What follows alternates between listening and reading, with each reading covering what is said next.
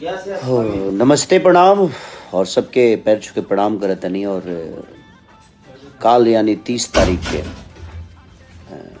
Gram बिथिनी, जिला रोहतास, हमारा अखिलेश बाबा के गाँव में, अखिलेश कश्यप जी के गाँव में काल हम आवत तनी। रहो सबके आशीर्वाद और प्यार लेवे खातिर बहन के शादी बा हमनी के। बहन के शादी में हम सब कलाकार बस उनकरा के आशीर्वाद देवे खातिर, कुशल जिंदगी के दुआ करे खातिर हमनी के कलावो तनी जा। प्रोग्राम भी आदमी 1-2 घंटा जौन भी करे कोई तो कोशिश करी जे वो सब के मनोरंजन भी करा दे।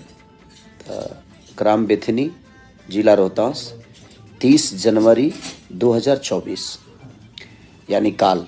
तो हम आवत नहीं रहो सबके प्यार आशीर्वाद लेवे तो वो लोग आई और अपन प्यार और आशीर्वाद वो बहन खातिर बना के रखें और बहन के दी, ताकि ओकर जिंदगी ऐसे ही खुशहाल रहे। हमनी के सब एक दूसरे के प्यार में हमेशा बना रही जाए। Love you. अखिलेश कश्यप जी जो हमारे राइटर हैं, अखिलेश बाबा, उन्हीं के बहन की शादी है तो हम लोग आ रहे हैं। तो आप लोग भी आइए और अपना प्यार आशीर्वाद दीजिए। Love you.